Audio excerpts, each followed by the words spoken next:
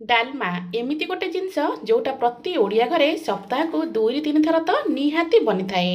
ଆଉ ଏଇ ଡାଲମା ବନେଇବାର ଶୈଳୀଟା ସମସ୍ତଙ୍କର କିଛି ନା କିଛି ଅଲଗା ହିଁ ରହିଥାଏ। ଆଜି ମୁଁ ଆପଣମାନଙ୍କ ସହିତ ଚିଙ୍ଗୁଡ଼ି ଡାଲମାର ରେସିପି ସେୟାର କରିବି। ଦେଖିକି ଜାଣିପାରୁଥିବେ ଡାଲମାଟା କେତେ ସ୍ୱାଦିଷ୍ଟ ବନିଛି। ଗରମା ଗରମ ଭାତ ସହିତ ଏମିତି ଟିକେ ଚିଙ୍ଗୁଡ଼ି ଡାଲମା ହେଇଗଲେ ସାଇଡ଼ରେ ଆଉ କିଛି ବି ଦରକାର ପଡ଼ିବନି। ନମସ୍କାର, ମୁଁ ରଶ୍ମି ୟୁଟ୍ୟୁବରେ ଆପଣ ସମସ୍ତଙ୍କୁ ସ୍ୱାଗତ। ଆଶା କରୁଛି ଆପଣମାନଙ୍କୁ ଆଜିର ରେସିପି ନିଶ୍ଚୟ ପସନ୍ଦ ଆସିବ। ଏବେ ଚାଲନ୍ତୁ ଷ୍ଟାର୍ଟ କରିବା ଆଜିର ରେସିପି।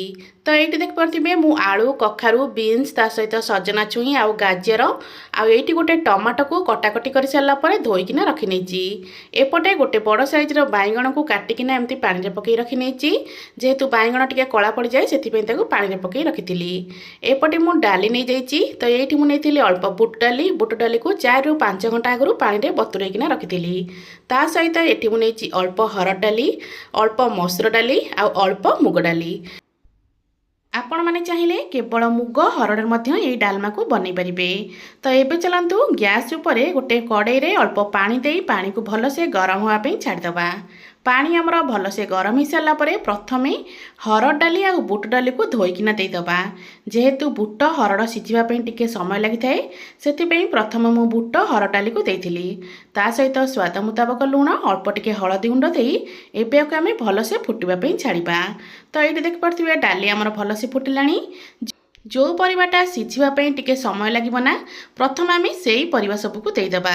ଯେମିତିକି ଏଠି ମୁଁ ନେଇଥିଲି ଆଳୁ, ତା ସହିତ ବିନ୍ସ, କଖାରୁ ଆଉ ଗାଜର। ପରିବା ସବୁକୁ ଦେଇ ସାରିଲା ପରେ ତ ଦେଖିପାରୁଥିବେ ଏଠି ଉପରେ ଆମର ଡାଲିର ଫେଣ ଅଳ୍ପ ଅଳ୍ପ ଆସିଯାଇଛି। ଗୋଟେ ଡଙ୍କି ସାହାଯ୍ୟରେ ଏଇ ଫେଣ ସବୁକୁ ଆମେ ପ୍ରଥମେ କାଢ଼ି ନେବା। ସାଙ୍ଗମାନେ ଆଜିର ଏହି ରେସିପି ଭିଡ଼ିଓକୁ ଆପଣମାନେ କେଉଁ କେଉଁ ଜାଗାରୁ ଦେଖୁଛନ୍ତି କମେଣ୍ଟ କରି ନିଶ୍ଚୟ ଜଣାଇବେ, ଯାହାଫଳରେ କି ମୁଁ ମଧ୍ୟ ଆପଣମାନଙ୍କୁ ଧନ୍ୟବାଦ ଦେଇପାରିବି। ଏବେ ଏଇଠି ଆମେ ଡାଲି ଆଉ ପରିବାକୁ ପାଖାପାଖି 20% ସିଝିଲା ଭଳିଆ ସିଝେଇ ନେବା। ତ ଏଇଠି ଦେଖିପାରୁଥିବେ 5ରୁ 6 ମିନିଟ୍ ଭଳିଆ ମୁଁ ଫୁଟେଇଥିଲି, ଯାହାଫଳରେ କି ଡାଲି ଆଉ ପରିବା ଆମର ପାଖାପାଖି 20% ଭଳିଆ ତ ସିଝିଗଲାଣି। ଏଇଠି ମୁଁ ମୁଗ ଆଉ ମସୁର ଡାଲିକୁ ଧୋଇକିନା ଦେଇଦେଉଛି। ମୁଗ ଡାଲି, ମସୁର ଡାଲିକୁ ଦେଇ ସାରିଲା ପରେ ଏଇଠି ଆମେ କାଟିକି ରଖିଥିବା ସଜନା ଛୁଇଁ, ତା ସହିତ କାଟିକି ରଖିଥିବା ବାଇଗଣ ଆଉ ଟମାଟୋକୁ ଦେଇଦେବା। ସବୁ ଜିନିଷକୁ ଦେଇ ସାରିଲା ପରେ ସବୁ ଜିନିଷକୁ ଟିକେ ଆମେ ଏଇଠି ଗୋଳେଇ ନେବା। ଏବେ ୟାକୁ ଆମେ ସିଝିବା ପାଇଁ ଛାଡ଼ିବା। ଡାଲମା ଆମର ସିଝୁଥିବା ଭିତରେ ଏବେ ଚାଲନ୍ତୁ ମାଛ ସବୁକୁ ଭଲସେ ଭଜାଭଜି କରିନେବା। ମାଛକୁ ଭାଜିବା ପାଇଁ ପ୍ୟାନ୍ରେ ଅଳ୍ପ ତେଲ ଦେଇଥିଲି। ତେଲ ଆମର ଭଲ ଭାବରେ ଗରମ ହେଇସାରିଲା ପରେ ଆମେ ପ୍ରଥମରୁ ଚିଙ୍ଗୁଡ଼ି ମାଛକୁ ଭଲସେ ଧୁଆଧୁଇ କରି ସେଥିରେ ଲୁଣ ଆଉ ହଳଦୀକୁ ଗୋଳେଇକି ରଖିନେଇଥିଲି। ଏବେ ସେଇ ଚିଙ୍ଗୁଡ଼ି ମାଛକୁ ଗରମ ତେଲରେ ଦେଇ ତାକୁ ଆମେ ଭଲସେ ଭାଜି ନେବା। ଏଠି ମୁଁ କହି ରଖୁଛି, ଯଦି ଆପଣମାନଙ୍କୁ ଆଜିର ଏହି ରେସିପି ଭିଡ଼ିଓ ଭଲ ଲାଗେ ଭିଡ଼ିଓକୁ ଲାଇକ୍ କରିବେ, ସେୟାର କରିବେ। ଯଦି ଆପଣମାନେ ମୋ ଚ୍ୟାନେଲରେ ନୂଆ ଅଛନ୍ତି ତାହେଲେ ପ୍ଲିଜ୍ ଚ୍ୟାନେଲକୁ ସବସ୍କ୍ରାଇବ୍ ନିଶ୍ଚୟ କରିନେବେ। ତ ଏଇଠି ଦେଖିପାରୁଥିବେ ଚିଙ୍ଗୁଡ଼ି ମାଛକୁ ଦେଇ ସାରିଲା ପରେ ହାଇ ଫ୍ଲେମ୍ରେ 4ରୁ 5 ମିନିଟ୍ ଭାଜି ସାରିଲା ପରେ ଚିଙ୍ଗୁଡ଼ି ମାଛ ଏଇଠି ଆମର ଭଲସେ ଭାଜି ହେଇଗଲାଣି। ଚିଙ୍ଗୁଡ଼ି ଏମିତି ଭଲ ଭାବରେ ଭାଜି ହେଇସାରିଲା ପରେ ଏବେ ଏଇ ଚିଙ୍ଗୁଡ଼ିକୁ ଗୋଟେ ପ୍ଲେଟ୍କୁ କାଢ଼ି ନେବା। ସେଇ ପ୍ୟାନ୍ରେ ଅଳ୍ପ ତେଲ ଦେଇଦେବା। ତେଲ ଭଲ ଭାବରେ ଗରମ ହେଇସାରିଲା ପରେ ମୁଁ ଏଠି ଗୋଟେ ମାଛ ମୁଣ୍ଡ ରଖିଥିଲି। ଏବେ ସେଇ ମୁଣ୍ଡକୁ ଏଇ ଗରମ ତେଲରେ ଦେଇ ଭଲସେ ଆମେ ଭାଜିବା। ମୁଁ ଏଠି ମାଛ ମୁଣ୍ଡ ଆଉ ଚିଙ୍ଗୁଡ଼ିକୁ ମିଶାଇକିନା ଡାଲମା ବନାଉଛି। ଆପଣମାନେ ଚାହିଁଲେ କେବଳ ମାଛ ମୁଣ୍ଡରେ କି କେବଳ ଚିଙ୍ଗୁଡ଼ିରେ ମଧ୍ୟ ଏଇ ଡାଲମାକୁ ବନେଇ ପାରିବେ। ତ ଏଇଠି ଆମେ ମାଛ ମୁଣ୍ଡକୁ ଏପଟ ସେପଟ କରି ପୁରା କଡ଼ା କରି ଭାଜି ନେବା। ମାଛ ମୁଣ୍ଡ ଭଲ ଭାବରେ ଭାଜି ହେଇସାରିଲା ପରେ ମାଛ ମୁଣ୍ଡକୁ ଏଇଠି ଗୋଟେ ପ୍ଲେଟ୍କୁ କାଢ଼ି ନେବା। ଏବେ ଯେଉଁ ପ୍ୟାନ୍ରେ ଆମର ବଳକା ତେଲ ରହିଲା ନା, ସେଇ ବଳକା ତେଲରେ ଆମେ ମସଲା ବନେଇବା। ମସଲା ବନେଇବା ପାଇଁ ଏଇଠି ଗୋଟେ ବଡ଼ ସାଇଜ୍ର ପିଆଜ କାଟି ନେଇଥିଲି। ଏବେ ଏଇ ପିଆଜକୁ ଗରମ ତେଲରେ ଦେଇ ପିଆଜର କଲର୍ ପୁରା ଚେଞ୍ଜ ହେବା ପର୍ଯ୍ୟନ୍ତ ଆକୁ ଆମେ ଭାଜିବା। ହାଇ ଫ୍ଲେମ୍ରେ ପିଆଜକୁ 1ରୁ 2 ମିନିଟ୍ ଭାଜିଲା ପରେ ତ ଏଇଠି ଦେଖିପାରୁଥିବେ ପିଆଜର କଲର୍ଟା ଧୀରେ ଧୀରେ ଚେଞ୍ଜ ହେବାକୁ ଲାଗିଲାଣି। ପିଆଜର କଲର୍ ଏତିକି ଚେଞ୍ଜ ହେଇସାରିଲା ପରେ ଏଇଠି ମୁଁ ଦେଇଦେଉଛି ଅଳ୍ପ ଗୋଟା ଗରମ ମସଲା। ଗରମ ମସଲାରେ ଆପଣମାନଙ୍କ ପାଖରେ ଯାହା ବି ଗୋଟା ମସଲା ଥିବ ଆପଣମାନେ ନେଇପାରିବେ। ତ ଗୋଟା ମସଲାକୁ ଦେଇ ସାରିଲା ପରେ ଏବେ ଏଇ ସବୁ ଜିନିଷକୁ ଆଉ କିଛି ସମୟ ପର୍ଯ୍ୟନ୍ତ ଆମେ ଟିକେ ଭାଜି ନେବା। ପିଆଜ ଆଉ ଟିକେ ଲାଲ ଲାଲ କଲର୍ ହେଇ ଭାଜି ହେଇସାରିଲା ପରେ ଆମେ ଏଇଠି ଆଡ଼୍ କରିବା ଅଦା, ରସୁଣ ଆଉ କଞ୍ଚା ଲଙ୍କାର ବଟା। ତ ମୁଁ କଞ୍ଚା ଲଙ୍କା ଅଳ୍ପ ଅଦା ରସୁଣ ସହିତ ବାଟି ନେଇଥିଲି। ଆପଣମାନେ ଚାହିଁଲେ ଅଦା ରସୁଣ କେବଳ ବାଟିକି ନେଇପାରିବେ।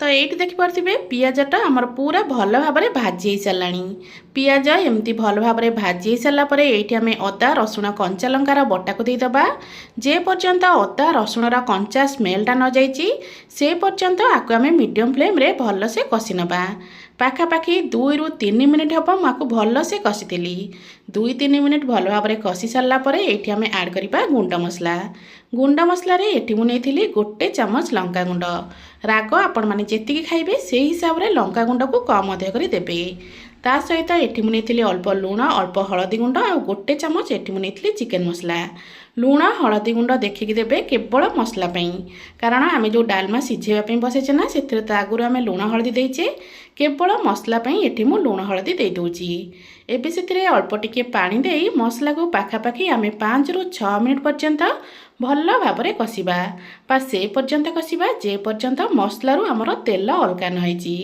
पाखापाखि 1 ରୁ 2 मिनिट मसला को कषि सारापर ये मु मसला दे दूची गोटे टमाटो कटा ता सहित अल्प कस्तूरी मेथी आ अल्प ये मु गरम मसला देती यही सब मसला को भलसे टिके मिसई सारापर एबे आम 5-6 मिनिट पर्यंत भल भाव में कषि नबा लो फ्लेम रे मसला को 5-6 मिनिट कषि सारापर ये देखिपे मसलारू तेल सब छाड़ी सारा एबे ये भाजिक रखिथिबा माछ मुंड को मसला देदेबा माछ मुंड को दे सारापर ताकू एमती टिके भांगी नेबे आ मसला सहित माछ मुंड को 2 ରୁ 3 मिनिट पर्यंत भल से आम कषि नबा 2-3 मिनिट माछ मुंड मसला सहित कषि हो गलापर एबे आम कौन करबा ए मसला को आम जो डालमा सिझेवा रखिले ना से डालमा रे ए माछ मुंड दिया मसला को आड करदबा मसला को दे सारापर एबे सबू जिनस को आम भल भाव में मिसेबा तो ये देखिपे आमर परिबा डाली सबू भल भाव में सिझीगला केवल मसला आम 5 ରୁ 6 मिनिट आपको फुटेबा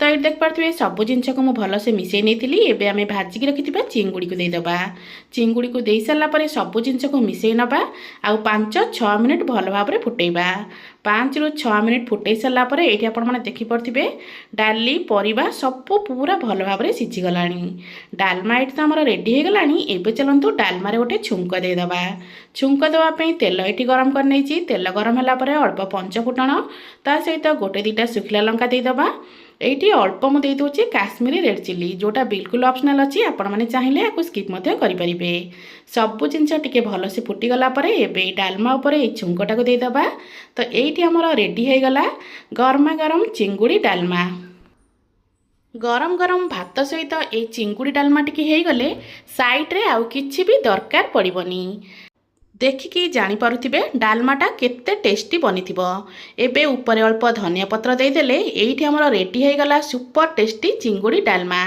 आशा करुच्ची आपण मानकू आज चिंगुड़ी डालमार रेसिपी निश्चय पसंद आसथिबो पुणी आसीबी गोटे नुआ रेसिपी नहीं से पर्यंत रहूची नमस्कार जय जगन्नाथ।